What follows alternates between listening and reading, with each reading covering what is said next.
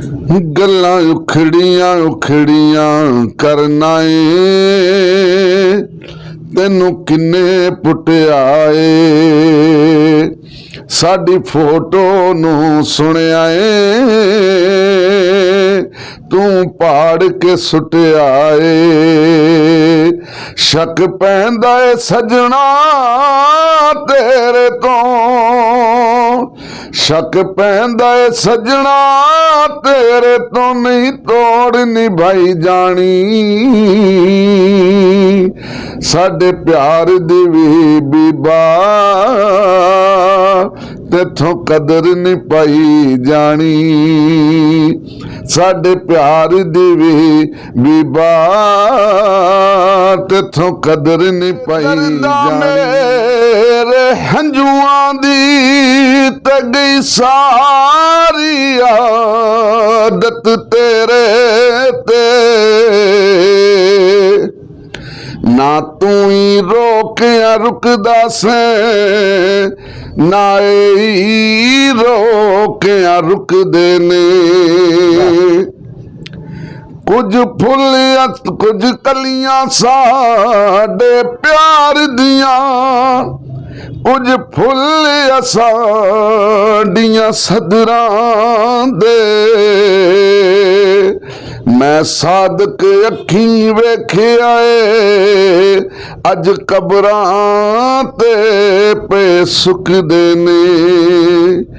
रल मिल के खूब बिगाड़िए साडे प्यार दी खेड रकीबां ने कुछ तू ही अखियां फेर लियां कुछ मारी झोंक नसीबां ने रल मिल के खूब बिगाड़िए साडे प्यार दी खेड रकीबां ने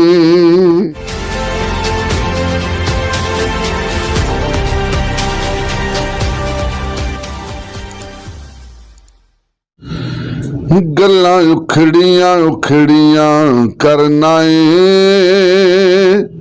तैनू किन्ने पुट्टिया ए साडी फोटो नू सुनिया ए तू पाड़ के सुटिया ए शक पैंदा ए सजना तेरे तो शक पैंदा ए सजना तेरे तो नहीं तोड़ निभाई जानी साडे प्यार दी वी बीबा तेथों कदर नहीं पाई जानी साडे प्यार दी वी बीबा साडे प्यार दी वे बीबा तैथों कदर नहीं पाई जानी तो मेरे को इतना बेसाख्त आखना पौंदा पी है कि धुप तो उठी छां ते वाला धुप तो उठी छां ते वाला छोड़ सिराना बहाते वाला धुप तो उठी छां ते वाला छोड़ सिराना बहाते वाला बहाते रिजवान जे चैन ना आवे जुतियां सूदे हाथे वाला आसे भाई क्या बात है तुम्हारी सिलेक्शन बहुत कमाल यकीनन मेरा तो दिल करेदा पिया कि साडा इहो प्रोग्राम घंटे च होवे लेकिन टाइम जेड़ा है और इवें ही होंदा है कि सारे नाजरीन भी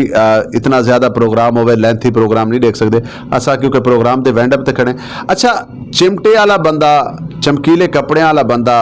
और एक मुनफरिद उनका शौक कि लाला अताउल्ला ईसा खेलवी यकीनन जी कुछ गावना बड़ा ही मुश्किल है तुसा अगर उन्होंने लाइक करे देवे पसंद करे देवे तो मैं चाहसा कि लाले अताउल्ला ईसा खेलवी दे वैसे तो बहुत सारे गीत हैं जेड़े फेमस थे तुहाडे पसंदीदा केड़ा गावना है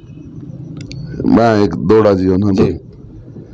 बेदर्दा मेरे हंजुआं दी ते गई सारी आदत तेरे ते ना तू ही रोकिया रुकदा से ना ही रोकिया रुकदे ने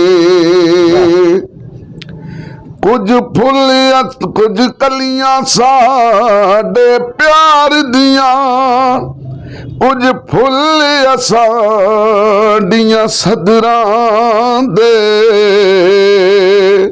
मैं सादक अखी वेखिया ए ਅੱਜ ਕਬਰਾਂ ਤੇ ਪੇ ਸੁੱਕਦੇ ਨੇ ਰਲ ਮਿਲ ਕੇ ਖੂਬ ਵਿਗਾੜੀਏ वाह ਸਾਡੇ ਪਿਆਰ ਦੀ ਖੇਡ ਰਕੀਬਾਂ ਨੇ ਕੁਝ ਤੂੰ ਵੀ ਅੱਖੀਆਂ ਫੇਰ ਲਈਆਂ ਕੁਝ ਮਾਰੀ ਝੋਕ ਨਸੀਬਾਂ ਨੇ ਰਲ ਮਿਲ ਕੇ ਖੂਬ ਵਿਗਾੜੀਏ ਸਾਡੇ ਪਿਆਰ ਦੀ ਖੇਡ ਰਕੀਬਾਂ ਨੇ वाह वाह रल मिल के खूब बिगाड़ी है साडे प्यार दी खेड रकीबा ने। आसिम भाई अल्लाह पाक तो को सलामत रखे शादो आबाद रहो। अच्छा आसिम भाई कोई ऐसी ख्वाहिश जड़ी आज तक बाकी रह गई हो? ਉਹ ख्वाहिशां तो बड़ियां जिंदगी दियां लेकिन अल्लाह ताला दा शुक्र है वो जिस हाल च रखे खुश हाँ। आसिम भाई मौसीकी तो इलावा एक्टिंग का भी शौक रही है? जी जी बिल्कुल ये ड्रामे थिएटर दी स्टेज ते टीवी प्ले या फिल्म वाले पासे क्यों नहीं आए? बस माहौल जो थिएटर सी मसरूफियत ही इन्नी सी कि ਉਹਦੇ ਚ ਟਾਈਮ ਹੀ ਨਹੀਂ ਸੀ ਲੱਗਦਾ। बाहर दे केड़े केड़े मुल्क दे विच इंजॉय एंटरटेनमेंट वास्ते वजन दा मतलब मौका मिले? ਫਿਲਹਾਲ ਇੱਥੇ ਦੀ ਮਸਰੂਫੀਅਤ थिएटर ਦੇ ਲਿਹਾਜ਼ ਨਾਲ ਫੰਕਸ਼ਨ ਵਗੈਰਾ ਤੇ ਅਜੇ ਤੱਕ ਮੈਂ ਕਿਸੇ ਮੁਲਕ ਨਹੀਂ ਗਿਆ। किनों डिमांड किनों मतलब ऑफर आई है? जी ऑफर तो काफ़ी 2-3 जगह तो आई है लेकिन इतों की मसरूफियत के लिहाज नाल मैं अजे नहीं जा सकिया। बहुत शुक्रिया बहुत मेहरबानी जनाब दा एक दफ़ा वल्त हो रहा है तां आखिर दे विच ਜਿਹੜੇ ਲੋਕ ਮੌਸੀਕੀ को बड़ा ईजी समझते हैं चिमटा या दूजी मौसीकी को बड़ा ईजीली गिनते हैं तुसा क्या आखसो अगर कोई नवे लोग सीखना चाहते हैं या आवना चाहते हैं एक तो उन्होंने लोगों वास्ते पैगाम दसो दूजा झोक टीवी पाकिस्तान नहीं पूरी दुनिया दे डिठा वैंदा